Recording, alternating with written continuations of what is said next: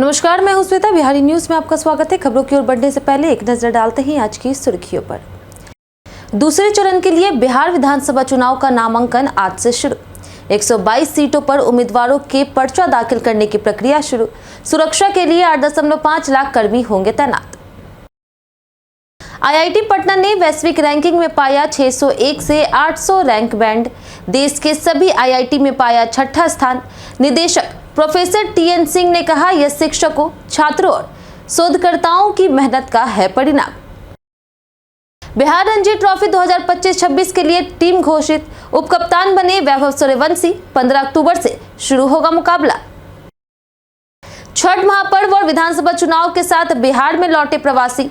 त्योहार और मतदान का उत्साह एक साथ दिखा। उम्मीदवार जनता से मिलकर बढ़ा रहे संपर्क।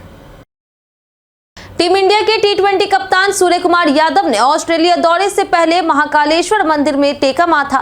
भगवान शिव के दर्शन कर सकारात्मक ऊर्जा की प्राप्त। पत्नी देवीशा शेट्टी भी रही साथ। चलिए एक नजर डालते हैं शाम तक की बड़ी खबरों की ओर विस्तार से। दूसरे चरण के 122 सीटों के लिए नामांकन प्रक्रिया आज से शुरू। बिहार विधानसभा आम निर्वाचन 2025 के नामांकन प्रक्रिया का चौथा दिन है। अब तक 2 उम्मीदवारों ने पर्चा दाखिल कर दिया है। वीरेंद्र कुमार ने मुजफ्फरपुर की कांती सीट और लालू प्रसाद यादव ने सारण की मरौरा सीट से। वहीं पहले चरण की नामांकन प्रक्रिया 17 अक्टूबर तक जारी रहेगी। आज सोमवार को दूसरे चरण की 122 सीटों के लिए अधिसूचना जारी की जाएगी और नामांकन प्रक्रिया शुरू होगी, जिसकी अंतिम तिथि 20 अक्टूबर है। पटना जिले की 14 सीटों पर सुबह 11 बजे से दोपहर 3 बजे तक नामांकन भरा गया। वहीं चुनाव आयोग ने 8.5 लाख से अधिक कर्मियों को तैनात कर सुरक्षा और निगरानी सख्त कर दी है। आचार संहिता लागू होने के बाद अब तक नगद, शराब, ड्रग्स, हथियार सहित बड़ी जब्ती की गई है। देश के सभी आईआईटी में आईआईटी पटना ने पाया छठा स्थान। आईआईटी पटना ने Times Higher Education World University Ranking 2026 में 601 से 800 रैंक बैंड में स्थान हासिल कर अपनी शैक्षणिक उत्कृष्टता साबित की है। देश के सभी आईआईटी में यह स्थान छठे स्थान पर है। निदेशक प्रोफेसर टीएन सिंह ने इसे शिक्षकों, छात्रों, शोधकर्ताओं और पूर्व छात्रों की मेहनत का परिणाम बताया है। वहीं रैंकिंग में शिक्षण, शोध, उद्योग सहयोग और अंतर्राष्ट्रीय दृष्टिकोण जैसे मानकों पर आईआईटी पटना ने संतुलित प्रदर्शन किया।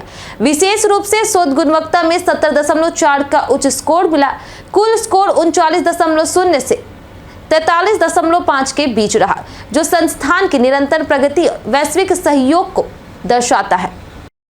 छठ और वोट दोनों का उत्सव। परदेश से लौट रहे लाखों प्रवासी। इस बार बिहार में छठ, दीपावली और विधानसभा चुनाव तीनों पर्व एक साथ मनाए जा रहे। मुंबई, दिल्ली, सूरत और बेंगलुरु जैसे शहरों से बड़ी संख्या में प्रवासी अपने गांव लौट रहे। आमतौर पर लोग त्योहारों पर घर आते हैं, लेकिन इस बार लोकतंत्र के पर्व में भागीदारी के लिए भी घर आ रहे। रेलवे स्टेशन, बस अड्डे और फ्लाइटें खचाखच भरी है। वहीं गांवों में बाजारों की रौनक बढ़ गई है। चाय की दुकानों पर राजनीतिक चर्चाएं जोरों पर है।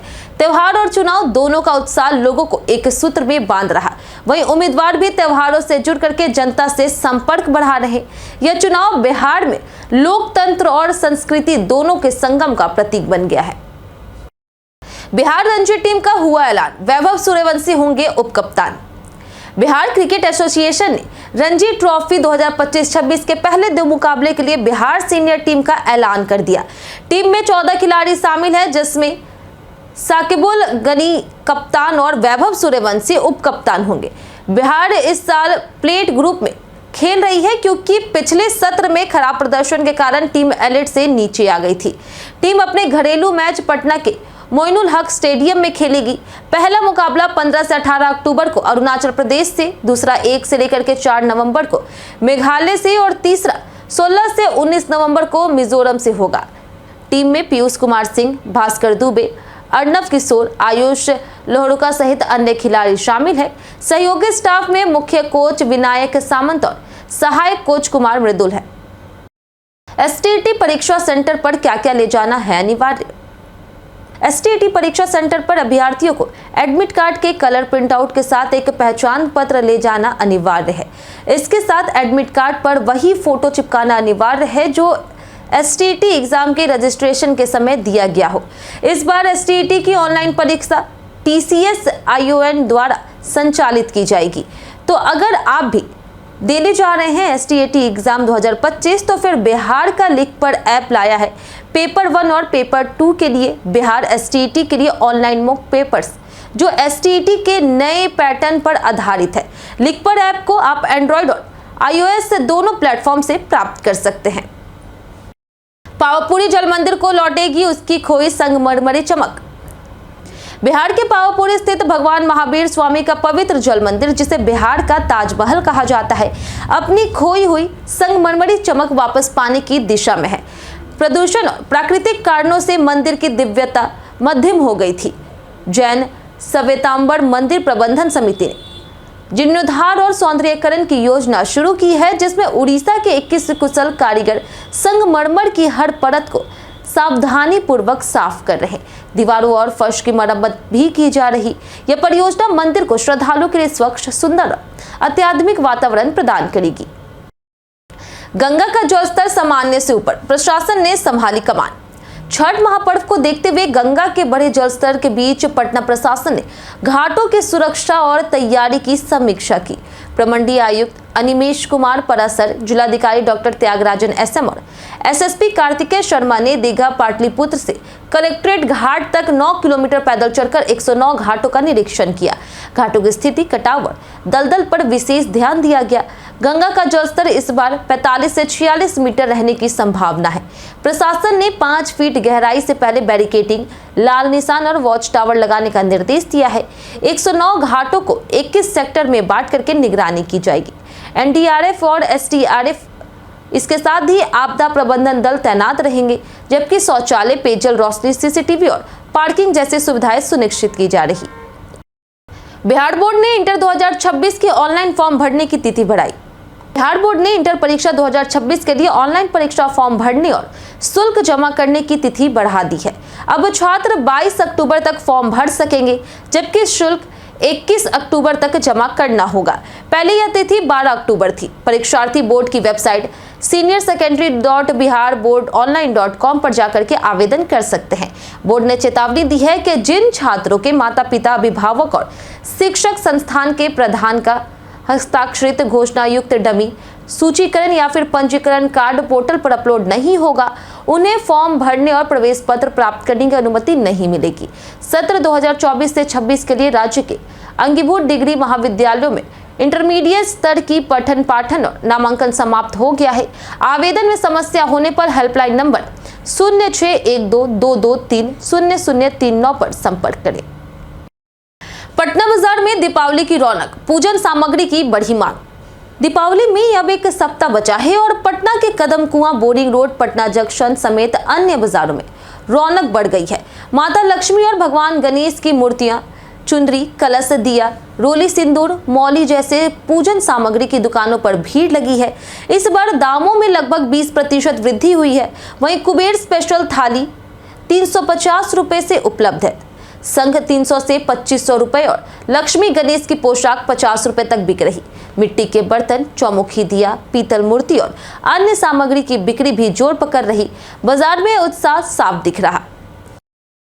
अम्हाड़ा में अवैध पटाखा फैक्ट्री का भंडाफोड़, 4 गिरफ्तार। IIT अम्हाड़ा थाने की पुलिस ने तारापुर गांव में अवैध पटाखा फैक्ट्री का भंडाफोड़ किया है। फैक्ट्री से 65.8 किलो पोटास, 7.5 किलो गंधक, 392 किलो विस्फोटक और आग बुझाने वाले सिलेंडर बरामद किए गए। मोहम्मद अरमान, मोहम्मद राजा, मोहम्मद अफ्ताब और मोहम्मद सोनू आलम उर्फ प्याजू को गिरफ्तार किया गया, जिसमें सोनू और अरमान फैक्ट्री चला रहे थे। यह लोग ब्रांडेड पटाखों का नकल रैपर छिपाकर पटना समेत अन्य जिलों में बेचते थे। वहीं बेउर थाने ने मुकुंद कुमार को देसी पिस्तल, 3 जिंदा कारतूस और वाहन के साथ गिरफ्तार किया। ऑपरेशन जखीरा के तहत हथियार तस्करों और अवैध पटाखा निर्माताओं के खिलाफ कार्रवाई जारी है। फेसबुक फॉलोइंग पर भड़के तेज प्रताप, बोले बेकार बात मत कीजिए। तेज प्रताप यादव ने अपने छोटे भाई तेजस्वी यादव को एक्स पर अनफॉलो करने के सवाल पर पत्रकारों के सामने भड़का और कहा कि बेकार के सवाल मत किया कीजिए। फेसबुक में देखिए कौन किसको फॉलो कर रहा। महुआ विधानसभा से राजद विधायक मुकेश रोशन के बारे में पूछे जाने पर उन्होंने कहा कि वो फालतू लोगों का नाम नहीं लेना चाहते और केवल महुआ की जनता से मतलब रखते हैं। परिवार और पार्टी से दूरी बनाते तेज प्रताप केवल पिता लालू यादव, मां राबड़ी देवी और बहन राजलक्ष्मी को फॉलो कर रहे। उन्होंने महुआ से चुनाव लड़ने का ऐलान भी किया। एनडीए सीट बंटवारे के बाद उपेंद्र कुशवाहा की नाराजगी खुलकर आई सामने। बिहार विधानसभा चुनाव 2025 के लिए एनडीए ने सीटों का बंटवारा घोषित कर दिया, जिसमें जेडीयू और बीजेपी को 101 सीटें मिली। वहीं लोजपा रामविलास को 29, जबकि जीतन राम मांझी की हम और उपेंद्र कुशवाहा की राष्ट्रीय लोक मोर्चा को 6 सीटें मिली। मात्र 6 सीट मिलने से नाराज उपेंद्र कुशवाहा ने देर रात सोशल मीडिया पर भावुक संदेश जारी किया। उन्होंने कार्यकर्ताओं से माफी मांगते हुए लिखा कि आज कई घरों में खाना नहीं बनेगा, लेकिन यह पार्टी की व्यवस्था है। कुशवाहा ने कहा कि हर निर्णय के पीछे अंदरूनी परिस्थितियां होती हैं, जिन्हें समय के साथ समझा जाएगा। 2020 में जेडीयू को 115 और बीजेपी को 100 सीटें मिली थी, लेकिन इस बार बराबरी के फॉर्मूले से छोटे दलों की हिस्सेदारी घट गई है।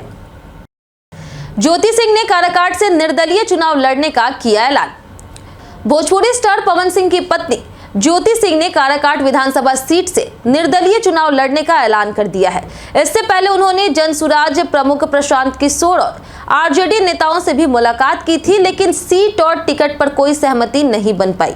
अगस्त 2025 में ज्योति सिंह ने काराकाट, नबीनगर और डेहरी में जनसंपर्क अभियान भी चलाया था। वहीं काराकाट क्षेत्र राजपूत बहुल है।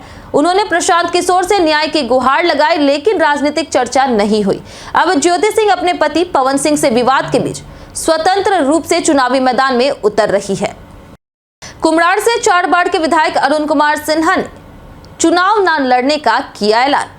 पटना की कुम्हरार विधानसभा सीट से 4 बार के विधायक और भाजपा के वरिष्ठ नेता अरुण कुमार सिन्हा ने आगामी विधानसभा चुनाव में प्रत्याशी नहीं बनने का ऐलान कर दिया है। फेसबुक पोस्ट में उन्होंने कहा कि वे संगठन के लिए कार्य करते रहेंगे और पिछले 25 वर्षों में मिले समर्थन के लिए आभारी हैं। उनके इस निर्णय से भाजपा कार्यकर्ताओं में हलचल मची है। कुम्हरार भाजपा का मजबूत कर रही है, जहां अरुण कुमार सिन्हा ने कई विकास योजनाओं में भूमिका निभाई। पार्टी उन्हें अनुशासित और संगठनिस्ट नेता मानती है। अब नए उम्मीदवार पर निगाहें टिक गई है। सूर्या ने ऑस्ट्रेलिया दौरे से पहले महाकालेश्वर मंदिर में माथा टेका। टीम इंडिया के T20 कप्तान सूर्य कुमार यादव ऑस्ट्रेलिया दौरे से पहले अपने परिवार के साथ उज्जैन के महाकालेश्वर मंदिर पहुंचे और भगवान शिव के दर्शन किए। उन्होंने पारंपरिक वस्त्र पहन के पूजा अर्चना की और पत्नी देविका शेट्टी के साथ महाकाल आरती में भाग लिया। सूर्या ने कहा कि बाबा महाकाल के दर्शन से उन्हें सकारात्मक ऊर्जा और शक्ति मिली। भारतीय टीम अक्टूबर के अंत में ऑस्ट्रेलिया में 3 मैचों की T20 सीरीज खेलेगी। सूर्या की कप्तानी में टीम इंडिया ने हाल ही में एशिया कप 2025 का खिताब जीता। वहीं टूर्नामेंट में पाकिस्तान के साथ विवाद और ट्रॉफी लेने से इनकार की घटना भी सुर्खियों में रही, जिस पर BCCI ICC मीटिंग कार्रवाई की तैयारी कर रहा। बीते दिन हमारे द्वारा पूछे गए सवाल का जवाब आप लोगों में से बहुत लोगों ने हमारे कमेंट बॉक्स सेक्शन में लिख कर दिया है। जिन्होंने हमारे द्वारा पूछे गए सवाल का जवाब दिया उनके नाम है सामिर कुमार, कमलेश्वर कुमार, अमरनाथ शाह, जयचंद कुमार, अनवर करीम खान, प्रभुनाथ सिंह, नौशाद रजा, लक्ष्मी मेहता, शिवम सिंह, रवि मोहन वर्मा, जितेंद्र ठाकुर, नरेंद्र कुमार, मिंटू ठाकुर, पवन सिंह, कुणाल कुमार, वकील अहमद, राजकिशोर महतो, सुरेश कुमार, दीपक कुमार, राहुल राज, रंजीत कुमार, शंभू कुमार, दिलीप कुमार, रंजीत मिश्रा, श्रद्धा कुमारी, उमेश कुमार, कुश कुमार, राकेश मिश्रा और राजीव कुमार। इसी के साथ बढ़ते हैं आज के सवाल की ओर। आज का सवाल है, आपके अनुसार युवा वर्ग को रोजगार के अवसर बढ़ाने के लिए क्या कदम उठाने चाहिए? आप अपना जवाब हमें हमारे कमेंट सेक्शन में लिखकर जरूर बताएं। आज के लिए इतना ही। बिहार की तमाम खबरों के साथ बने रहने के लिए देखते रहे बिहारी न्यूज। और साथ ही अगर आप यूट्यूब चैनल पर देख रहे हैं तो चैनल को सब्सक्राइब करें, और अगर आप फेसबुक पेज पर देख रहे हैं तो लाइक और फॉलो जरूर करें।